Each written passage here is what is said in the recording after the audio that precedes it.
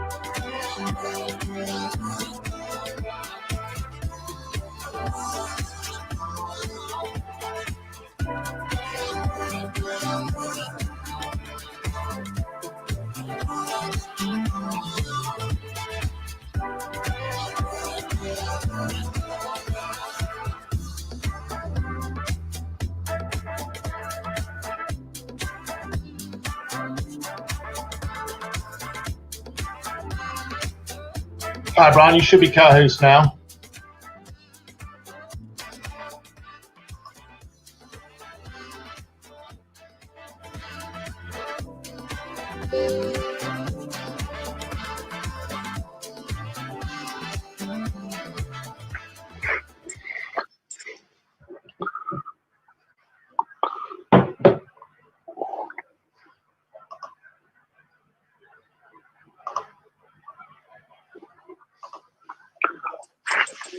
Okay, try again, Brian.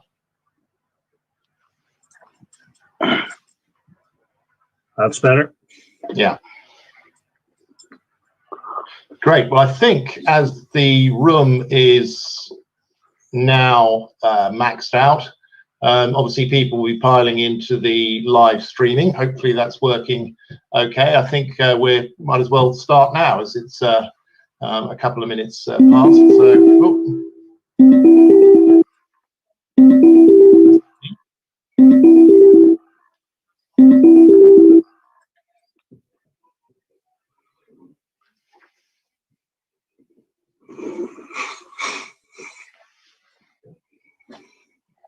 I can't read the text, can't read them.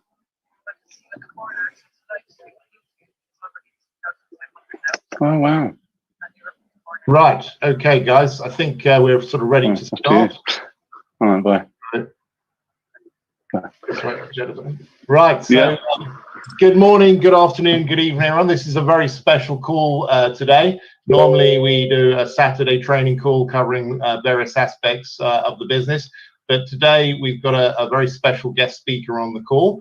I will not introduce myself. I'm going to leave that privilege to Brian Chittick. Brian is going to be hosting the call and interviewing Jojar today. So, John's calling me. Let me just introduce you to Brian. Brian has been in the business now for just around a year. He is building a very significant business with CFX, a real leader for his business. He's already a president with CFX in partnership with Roy, but he's about to go president himself shortly. Let me just have a quick look. So, yeah, okay. So, all right. So, without further ado, let me pass you over to Brian. Thank you for that, Richard. And yeah, it certainly is an exciting call this morning. It was just a year last week since I joined the business, and what an incredible year it's been. And today we're very, very privileged to bring on a gentleman that I've actually got to know over the last 6 or 7 weeks as a friend, and you know, just a super guy. Obviously, Richard, yourself, you're at the pinnacle of the CFX business, almost at ambassador level. Friend, so, and we want to make that happen very shortly. But you know, having built a team now of over 85,000 people across the globe, the example that you're setting in the discipline.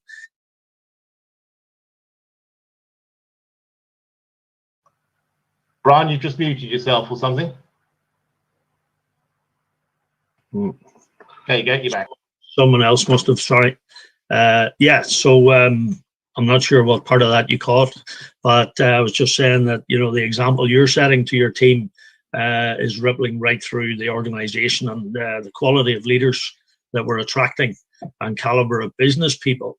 But I think we've got a really special gentleman on here today. I'm delighted now to call this gentleman a friend. We're working very closely together, and you know, he's a serious entrepreneur and philanthropist. And you know, we're delighted to bring him on here today to share his story and why he has chosen to partner with us. So I'm going to introduce Jojar Dhinsa from London, originally from Coventry. And Jojar is, as I say, his company turned over 23 billion a year. He's the chairman and CEO of the Athlone Group, the 46 companies there. And last year, I think they turned over, as I say, $23 billion. So he certainly knows how to get his way around business. So Jojar, pleasure to have you on this morning. And maybe we can just start with telling us a little bit about yourself and your background and, you know, from humble beginnings, shall we say. Sure. Good morning, good evening, everybody around the world. Thank you so much for spending your precious time with me and Brian and the CFX team. So, you know, I was born to amazing parents. Mum and dad came from India in 59, 64 respectively, and really to better their lives. You know, I think a lot of ethnic minorities, when they come to the country, the idea is to, you know, make the money and then send it back home.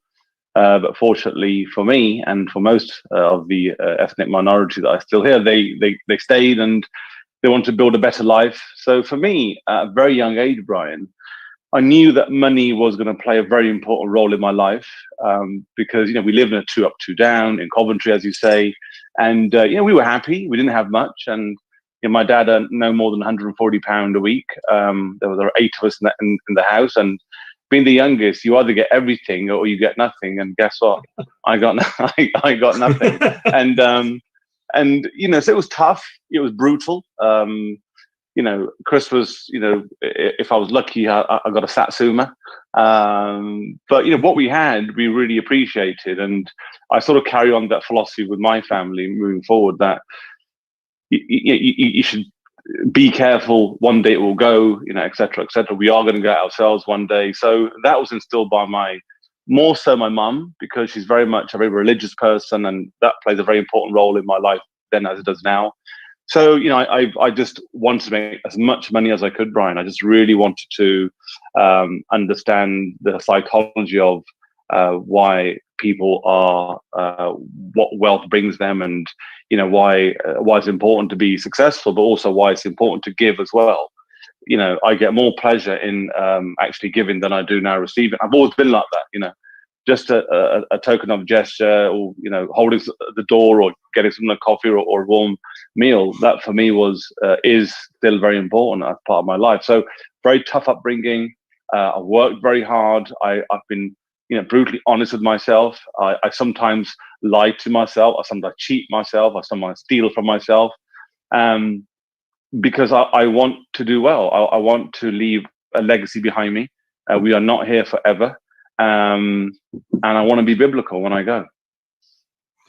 Yeah, I mean, obviously, you started at a very young age, probably school days like myself. I mean, I like financial independence, and I had my first job at 9 years old, and it sounds like you had similar ways to build yourself up in your younger days.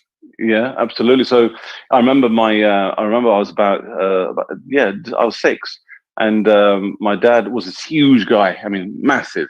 And I was tiny compared to him. And we went shopping, and he said to me, get some pair of trainers. I got my trainers, my first Nike trainers. I was so excited, and went to the till, and he said, right, who's going to pay for them? And I looked at him and I said, well, you are. He went, no, I'm not. And I said, right, well, okay, well. And he said, look, he looked at me and he said, Jojar, if you cry, I'm going to give you the biggest slap from these people. So I went home with no trainers, and my dad sat me down. And he said, what did you learn from there? And I said, well, because we're Sikhs by faith, so the word Sikh means to learn, so we're always learning constantly, right, as human beings as well. And I said, well, I've learned two things, Dad. One, I shouldn't go shopping with you ever again, but that's for sure. And two, I've got to get a job. So 6 years old, and in those days, different as it is nowadays, Brian, right? I wouldn't do that now. I wouldn't let my kids do that now. Yeah. So, I did what I did, and my dad said to me, you won't last 6 weeks. 6 months later, I carried on, morning, afternoon, did what I could. My brother would follow me around sometime just in case there was any issues. We live in a pretty rough area. I mean, it was pretty rough. It's okay now. And, I got my trainers. And for me, I've always set myself goals, and I'm very much goal driven. And we'll discuss that later. But for me, I'm very much, and I never compare myself to anybody. That's really important. I think if you compare yourself to other people, then you're always going to be second best. And I've always said, look, just give it your best shot. We're not here forever. And work with smarter people, not smart people, because smart people, I'm pretty smart, but I want someone who's better than me. And that is what I've done in my career, and I've tried to emulate that in my charity work as well. Yeah, I mean, the same thing applies in any sport. If you play somebody of your own level, it doesn't better you. You want to play somebody and aspire to get to their level, and they bring you absolutely. So would you say the driving force that got you was coming from the humble background, that you really felt, well, I deserve better, I want better, and I'm going to make it happen? Was that your driving force to make you start your business? And what business did you really get into then? And how did that develop to where you are now? So absolutely, because when you have nothing, you try and do as well as you can. And I remember seeing the nice cars in Coventry. And I said, I said to myself, one day I like to have that car. And the part of growing up in a, I would say, sort of poor-ish background is you have to aim really high. And I've always said it's not my fault if I was born rich, but it will be my fault if I die poor. And that's to everybody, right? We all have the same opportunities that are given to us. It's whether you are brutally honest to have the balls really to just don't stop. So my first company, I was literally buying scrap metal. I was going to people's skips and in Coventry, in the posh part of Coventry, and get their washing machine parts and lawnmower parts and try and sell them. And I just didn't care what people thought. I just thought, what's he doing and why is he doing that? I didn't, and I still don't really care what people think. I'm very, very unrealistic as a person, and I'm very unreasonable as a person. Not to anybody else, but to myself. And I aim as high as possible in anything I do. And then you get to know the people, you network, and again, those days, Brian, as you know, we never had Google or Facebook or all these other social media platforms. That's a very much new thing. So you had to go to the library, do your research. I always said to people, anything you start, any adventure you start, any business you start, feed your mind, feed it, get information, do your due diligence. And that's one thing which I say now to people: before you do anything, don't listen to people, don't read stuff on Google, do your own research as much as you can within the resources you have. So my business was selling dyes from India, or buying them from India and selling them to the UK. And I did really well. And before I was 21 years old, I flipped that company. 18 months later, I lost everything because I made a bad decision. I trusted somebody that I thought was friend, and it turned out he wasn't. That was, very dark moment in my life, because I couldn't tell anybody I had lost the money because they didn't know I'd made in the first place.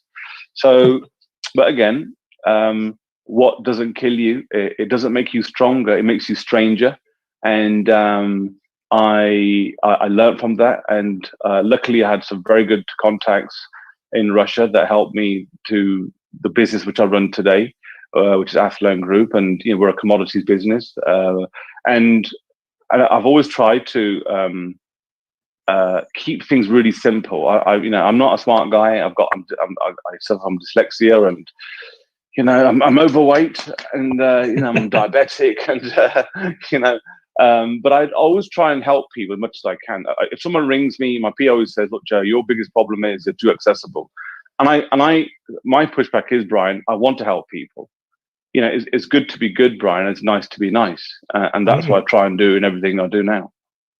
Yeah, and I mean, and that experience that you had, that's a big blow when anybody breaks that trust to that level. That must have been pretty caused a lot of turmoil in your own head, because you couldn't tell anybody because you hadn't told them in the first place. So it must have been a pretty dark moment for you.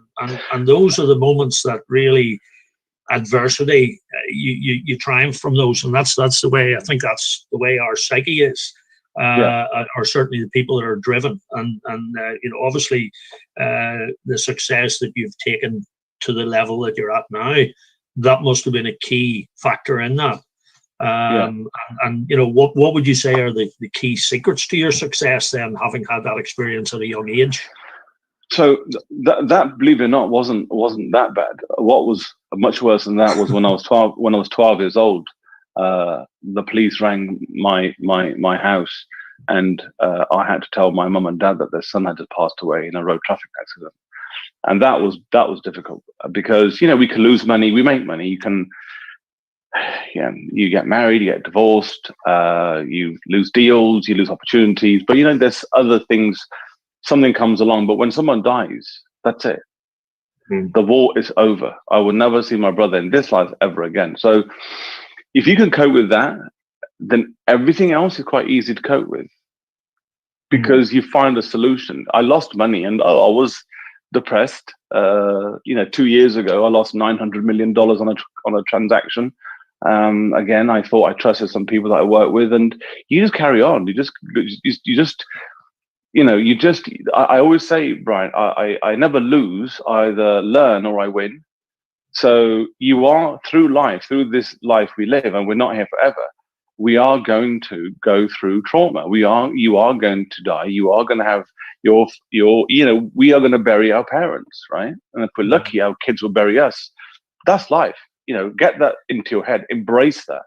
And once you start embracing your failures, once you understand that, yes, Jojar's right. I will have days where I don't want to get up there. I will have days where no. But it's not a no. They're just training you to get the yes. And when you do get a yes, celebrate it and then move on to the next thing. But I've always said my secret, Brian, has always been I just don't stop.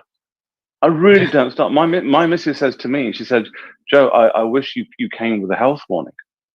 I said, "Why is that then?" She went, "I've never met anybody that just does not stop." She said, "I'm not just saying that because I love you to bits. I'm saying it because you're just brutal. You're just unreasonable, unrealistic."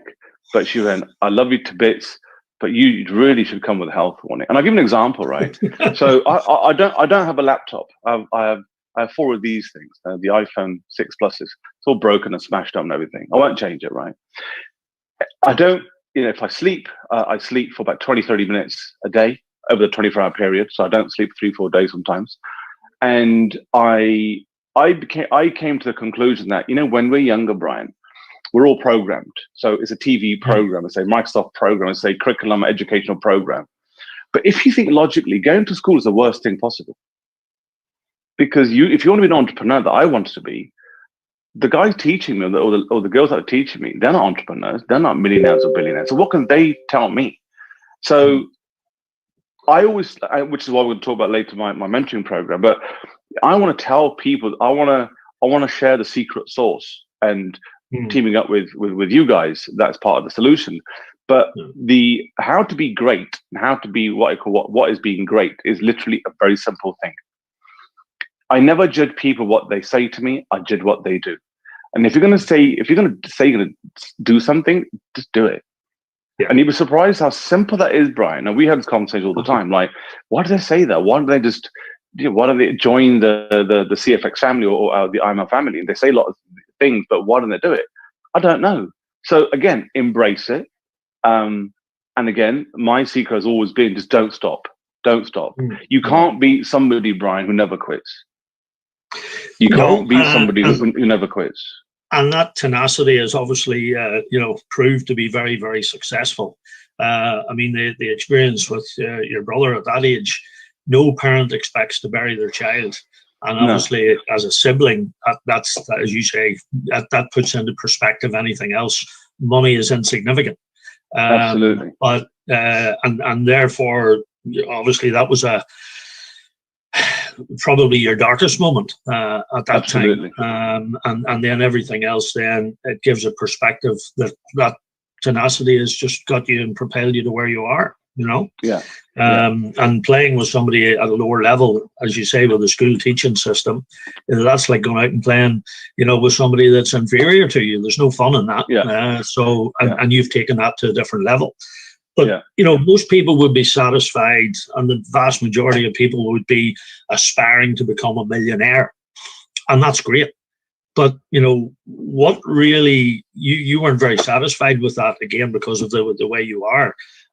So what kept you motivated? Did you want to hit the billionaire? Did you know, and even at this level, have you more aspirations, higher aspirations, trillionaire, for example? Or I know that the philanthropic projects and your nature and the way that you're giving back, and especially the project last year, which is probably then led into this year because of the give a man a fish and feed him, or teach him to fish, which you'll probably refer to shortly. Yeah. But yeah. Being a millionaire, what then really propelled you to go to the level that you're at? And how long did that take? What was the process for that?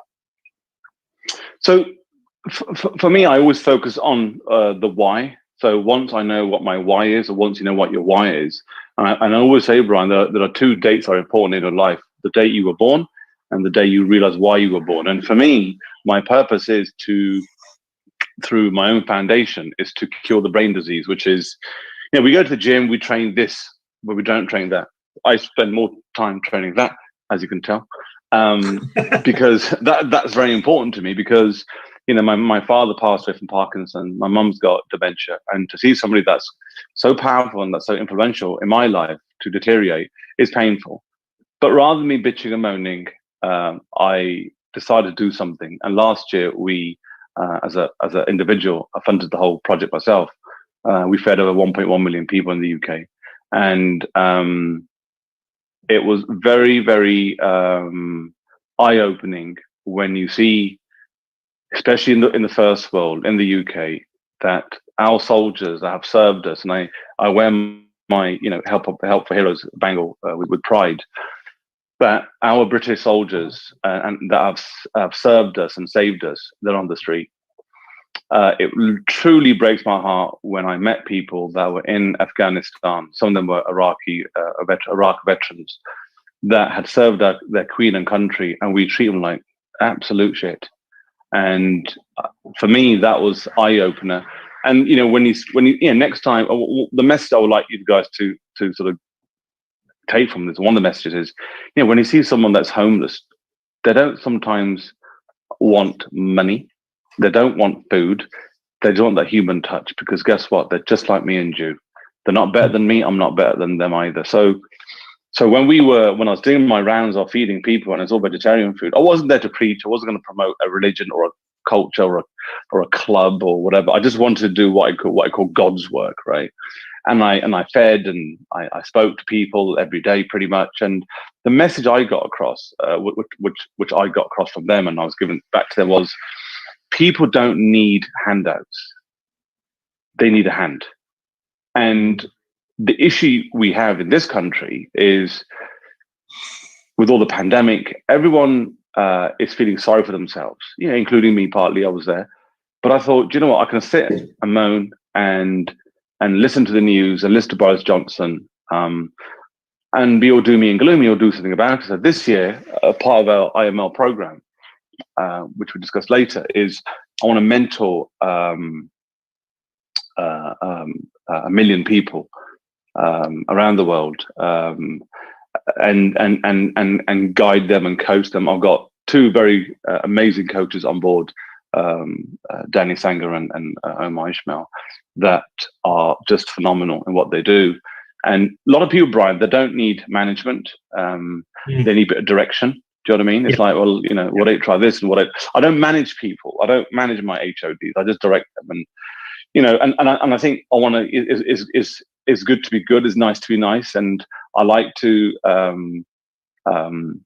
don't want to give you the fish, Brian. I want to teach you how to fish so you're self-sufficient. And I think nowadays, people have lost trust and touch with their leaders, with their governments, with their banks, with other financial institutions, and they want their control back. And you know, part of the academy with CFX is that it gives them the opportunity to, you know, learn from the IML program partnership with the CFX Academy. Yeah. So, I mean, obviously, you're very, very goal driven and setting goals. Richard done a great training there a couple of weeks ago on the goal setting. And it is important. And, you know, we read Napoleon Hill, and it's the people who set their goals that achieve them, because, you know, it's like the ship. If you don't know where you're going, you'll end up anywhere. So how important is goal setting to you, and how do you set those goals, Jojar? So, so for me, yeah, you're right. I've always been goal driven, and and I think a lot of people, what they do, they look at their, you know, before the new year, they set their yearly goals, which is fine, and they look back every couple of months and go, I haven't done it, I'll stop doing it. For me, I literally have an hourly goal, so or a 2 hourly goal. My alarm will go off and say, right, what have I achieved? Because, you know, we're not here forever. You know what I mean? So you've got to have a purpose, have a vision, have a goal. So a goal is almost like what I say to people, it's like a big elephant. So if you want to say, look, I want to earn £1 million, you think, well, I'm only earning 10 grand a year. How am I going to earn £1 million a year? So it's like eating the big elephant, but you don't eat it in one sitting, Brian. You eat it piece by piece, as bite size. And you have to be hard on yourself. You are going to fail. I guarantee you that you are. All of us, including me, including the guys behind CFX, and you know, we will fail. We will fail in the sense that we have failed, but we learn from that. And once you learn from that, you become a better person. And will you make mistakes? Absolutely. Will there be bumps in the road? 100%. Will you wake up one morning and think, I don't want to wake up, want to go back to bed? Absolutely. But here's the thing: people that don't take risks in life will end up working for people that do. Of course. Yeah. So you either do it yourself, or you think, I'll rely on somebody else. And you know, next time you see a guy in a nice car, don't be jealous. Be envious that, wow, how's he done it? You know, maybe some finance, but he's paying 3-4 grand a month or whatever it is to cater for that car. Yeah. You should be happy that if he can do it, so can I. And if Elon Musk can be the richest man in the world, so can I. So can you. So can everyone listening to this interview. But I think what you have to understand is that set yourself unrealistic goals, Brian. Totally unrealistic. You know, if you want $1 billion, aim for 50. If you want $1 trillion, aim for 50. Because when you jump up, toward the stars, you won't get a star. But you won't, and when you land, you won't get a handful of mud either. You'll get something. And that's really important, is being persistent and consistent. I never do anything new. I've never changed my blueprint. All I do is I tell old things to new people. My blueprint will be exactly the same as 5 years ago, 10 years ago, 20 years ago. In the next 20 years' time, if we are still in touch, and I hope we are, by the way, it will be the same. You'll be like, Joe, you have not changed one bit. And that's something people say, oh, when you have children, Joe, you'll change, you'll calm down. Someone labeled me as a good mate of mine. He said, Joe, you are an absolute maniac. And I am, because I am absolutely brutal, and I'm very honest to myself. And one thing, Brian, I will say, and I share this, is that when I decided to do this interview with you, it was an honor for me, because I enjoy our conversations. I enjoy the academy. I enjoy the results that it's given me and my team. But I don't own the business. I am not a shareholder of the company. You know, I'm not a director of the business. I am just an average Joe who did my research around what I thought was a good proposition. I still do.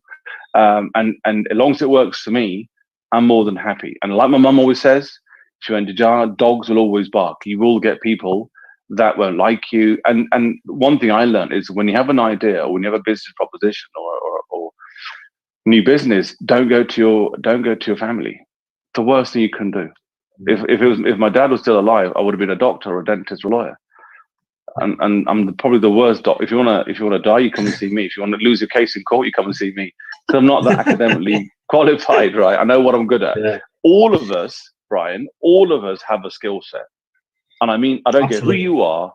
Yeah. Every single person has what I called a little gem of skill. They just need to find it. And I'm very good at finding out what your skill set is. Even a homeless person who's got nothing, Brian, I'll find a little gem, what he or she is good at, and I'll expand that. And for me, the joy I get is that when you look back 3, 4, 5 months time, you think, do you know what? We did that together. And that for me is what it's all about. Yeah, and I mean that's so true, because, and it's one of the things that I absolutely love about the network marketing industry, because if you take the corporate world, it's competitive, it's dog eat dog, and you know, if I'm working with you, I don't want you to succeed. Network marketing is cooperative, and the big thing about it is, you know, I often talk about the social spectrum, where that poor guy on the street, if you want to judge it in this manner, is a 1, and somebody like yourself is a 10, or Richard Branson, or whoever you may want to put up there. And you know, everybody knows if I'm a 5, you know, nobody wants to feel inferior, so they go to a 4, and they go to a 3, go to a 2, and all of a sudden your business is in the gutter. But the big thing the big thing about this industry is, if you take the eclectic skill sets of everybody and that little gem that everybody has, that's what I talk about in the training, about putting your boardroom together. You know, we've a business here that you can start your academy for $300. Now, if you treat it like a $300 business, guess what?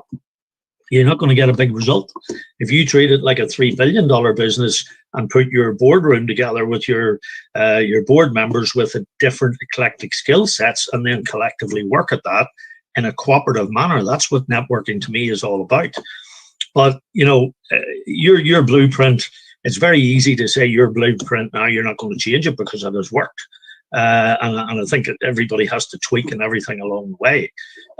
You know, and the failures, if you want to call them failures or experiences, you know, you said you'd had a deal, lost 900 million. For some people, I mean, that's insurmountable to even think of that, because that's at their level. But in a network marketing business, people often panic because, you know, there's bumps along the way, there's things happen, computer systems go down. And I think the funny thing is, if it happens with an ordinary corporate company, they never think anything of it. As soon as it happens with a network marketing business, it's doom and gloom. You know, and what's your thoughts or experience in that? Because this is new to you. And by the way, you're not a nobody. You've already hit the rank of executive in a few weeks, and that's the one thing about this business. We all start at the same level, and you know, so just in terms of your advice, having had your experiences at that level, for people starting this business, and they're maybe starting their they are starting their entrepreneurial journey because they've taken that first step to get out of the rat race and the matrix. But a lot of people don't know how to handle those challenges, Jojar. So what would your advice be to people in the business, especially at the beginning, you know, when they encounter these challenges? What mindset, what tips, what would your advice be to the police? Yeah, no, good question. So I looked at MLM probably nearly 20 years ago when somebody from Amway approached me, and I looked at the proposition, and I just thought, you know, I don't need 10 liters of fairy liquid every single month. I don't need 50 gallons of comfort in my house. And it was just sort of potions and lotions, Brian. We talk about this sometimes, right? So I didn't understand it. I thought MLM looks like a pyramid. Is it a Ponzi scheme? So again, Google wasn't around then. So you ask a few people. I didn't see me fitting into the whole MLM family. And I've been presented probably 50, 55 different MLM opportunities. I've always said no. No, I'm not interested.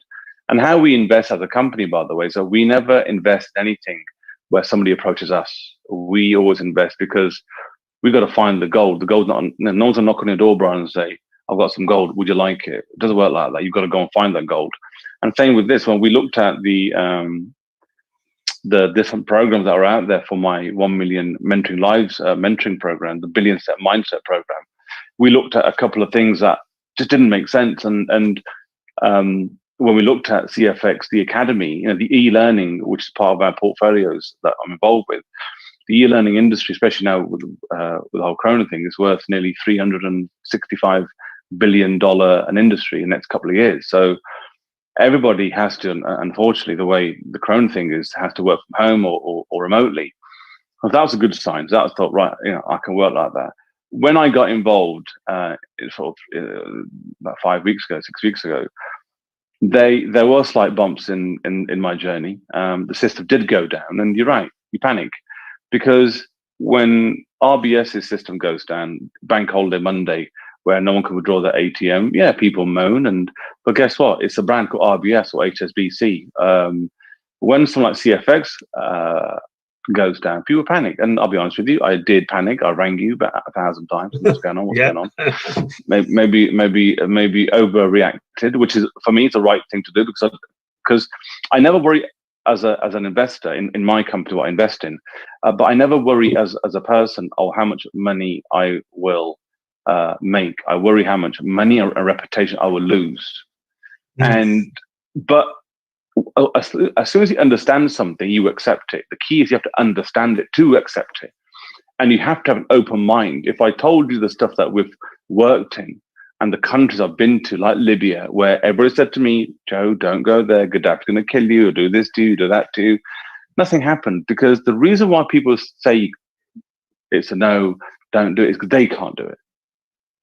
Because they don't want to make the phone calls, and they don't want to work 20 hours a day, because they're lazy. We are a lazy species, right? We like things done for us. So for me, I always question everything, and I always do my due diligence, and I always ask a lot of people, and I've got a pretty decent network around the world, including the States, including South America, including Panama. And as long as I was happy with my due diligence and with my guys that went to the offices of CFX, I'm okay. But I think no business, Brian, no business, I don't care who you are, with leisure industry, oil and gas, financial services, no business is bulletproof. Nothing. It's impossible. Why?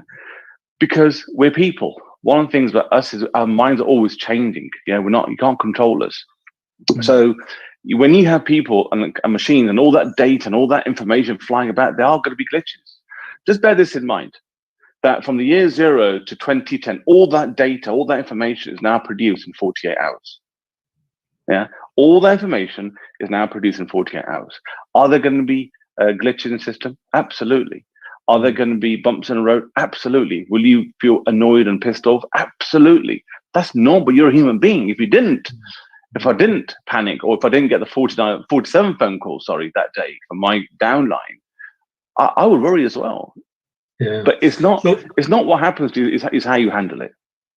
And that's it, as I say, and if someone's not used to it, I mean, the challenges and the bumps in the road, you've had ramps and creators to manipulate. But, when you were doing your due diligence on CFX as a business, obviously you've got the resource to do that. You've been speaking with Waskar, etc., who has very similar values to yourself. So obviously there was an empathy and an alignment there. But can you elaborate a little bit on the sort of, what you felt and how you felt and discovered the due diligence that you did? So the first thing everybody does, and that includes me, you go online, and I Googled it, and there was a load of stuff about CFX and the fraud alerts and this and that and the other. But then you got to take a step back, and you got to analyze who is saying those things, right? And then you look at the posts, and there were people saying, it's a scam, it's this, a Ponzi scheme, and it's a pyramid scheme. And well, surprise, surprise, every organization on the planet is a pyramid, including my own. I sit at the top. I've got a board of directors, management team, HOD, sales guys, sales reps, consultants. So every organization, including royal family, even our British Army, is a pyramid. So that's not an issue. For me, it was all about, the question I asked myself was, is it a Ponzi scheme? And how do I make sure it's not a Ponzi scheme? Because I read the reviews of it's a Ponzi scheme. You don't make money out of Ponzi schemes and yada, yada, yada. So, I looked at the reviews. I gave it internally to my guys to have a look at internally. And then I made a decision to speak to somebody in Panama who's probably one of the richest families in Panama. And I said to Nico, would you mind going to the offices for me and take some pictures and everything? And he went to the RBS Tower in the 9th floor. He met people there.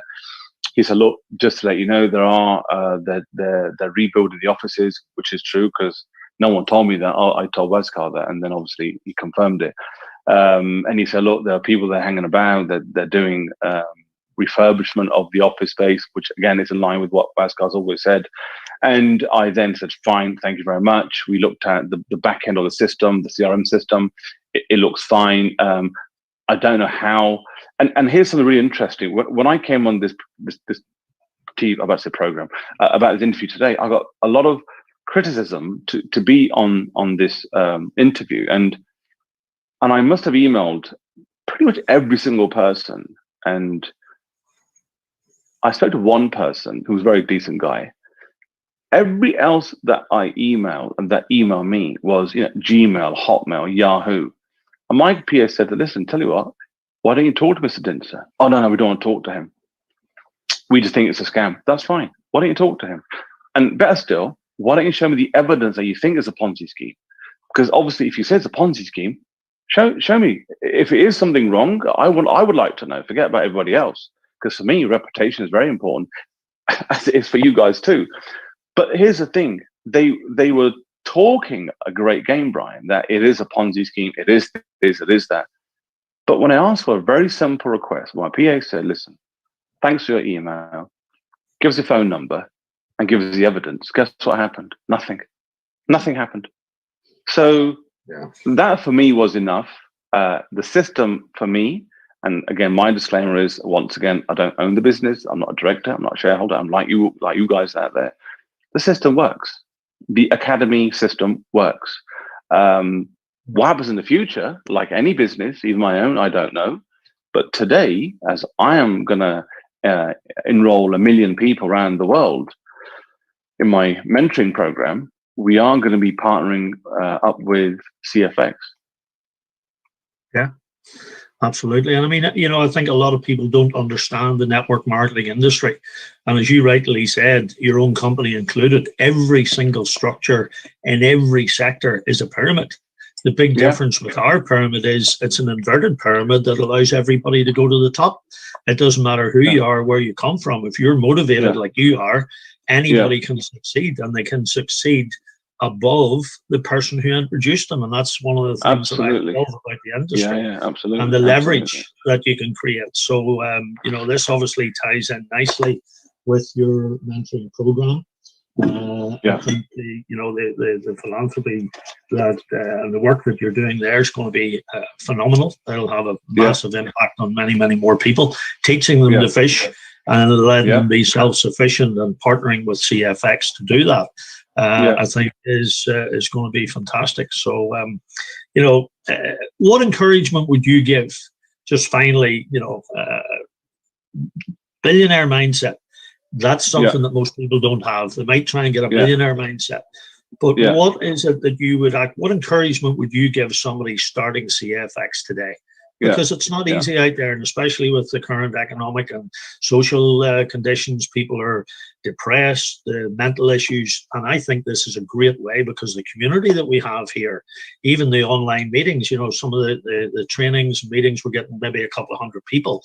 And more people are saying it's great to be part of something.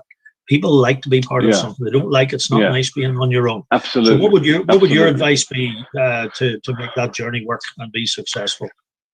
I think it's all about planning and preparation and purpose. So set yourself a goal, set how much money you want to earn on a monthly basis, 5, 10, 20, 30, 50 grand a month, whatever it is, and work backwards. So I've always, again, done that in my companies. I think go on to feed your mind, learn from your peers, team up, and quite rightly, Brian, in this current climate, there's a lot of loneliness, there's a lot of heartache. People are losing their jobs, but team up with somebody that is better than you, and that's what I've done. Hence why I talked to you, I talked to Wescar, I talked to Richard, and etc. And I think just don't stop, just beast it. I have a 90-day mentality, which is for 90 days, just beast it. Don't sleep, don't eat, don't do anything, don't have a shower. Just beast it for 90 days, and it's a you'll be a smelly bugger, but that's fine. But you'll be a rich smelly bugger. And I've always said there's no such thing as a rich ugly man, right? But I think, but I think if you have the goal, the purpose, and the why you're doing what you're doing, then you will always be successful. Whether it's MLM or running your own corner shop or your business empire, it's just, you've got to be goal driven, and you've got to have that purpose, the outcome. Focus on the outcome, not the process. That's really important, because the process will take care of itself. It's the outcome people worry about. So I look at it a bit like, going from London to Manchester. You take a road, an M1 or the M40, but you might take a U-turn, end up in Derby somewhere, i.e. you have a bad day. But guess what? Focus on the goal. This bit here will take care of itself, and you will get criticized. You will get all the no's. But do you know what? The only way you learn as a human being is that through your failures. And it's really good to fail. It's really good to get the knockbacks. But because why? We're not here forever. I mean, you can either stack shelves, which is fine. I have no issue with that. But I didn't want to stack shelves. I don't want to read the headline. I want to be the headline. And with the team around CFX, honestly, and again, I don't own it. All I'm telling the guys that are listening is, for me, it works. Do your own due diligence. Hang around people that are better than you. Get mentored. Look at our mentoring program, and just don't give up, because we're not here forever. We are all gonna go. And what's there to lose? There's nothing wrong. I can't see anything that's wrong with it, other than it's different. It's different to what other people are saying. And then when there's something different, Brian, people get a bit nervous. But trust me, jump. It'll be fine. And I mean, that's it, because if it's outside the norm, it's this caution. I mean, for me, one of the biggest lessons, and I think it is a privilege here, having the opportunity to do this call and interview with you. To me, the biggest lesson, the fact that we're sitting here doing this today, most people would never even dream of talking to a billionaire about a network marketing business, because let me tell you, it's the most noble profession in the world. And there's more millionaires created through network marketing than any other business on the planet, and including the music industry, Hollywood, NFL combined. And people don't realize that. And I think one of this business is definitely disrupting the industry because of the model we have and the whole ethos of Wasker's business model. But the big lesson for me, again, talk to everybody. Nobody deserves the right to make someone else's decision, Jojar. Absolutely. And you're the epitome of that to the example you're giving us, Absolutely. When I spoke to Waskar, I had this sort of preconceived idea of what a MLM guy would look like, and totally opened my eyes. Totally, he has the same goal and vision, and wants to help people as much as he can. There's a lot of resistance out there potentially, but just jump out the plane and we'll help you build the parachute before you land. It's fine. You might have a little broken arm or a twisted finger, but it's fine. But it's fine. You will learn from it. And the main thing is learn, earn, and then return, which is what I'm doing now. Earn as you learn, which is fantastic. Well, listen, Jojar, it's been an absolute pleasure. Thank you. I think really appreciate you taking the time out, and I'm sure everybody Thank you for everybody listening. Thank you so much. We'll enjoy this, and enjoy the rest of your weekend. I'm sure you'll be doing some work later anyway. Absolutely, 100%. Hey, thanks for that, and thank you everyone for joining us this afternoon. Maybe Richard, you'd like to sum up and finish the call. Yeah, wow, thanks guys, and thanks Jojar. What a brilliant interview. I was going to say something at the end of this, but I can't think of anything. I think everything's been said. So, fantastic call. Really appreciate you coming on the call. I know it's going to mean a lot to a lot of people. So, guys, I hope you enjoyed that. Have a great weekend, and looking forward to a fantastic new week. All right, guys, take care. Bye. Bye, everybody. Bye, Jojar.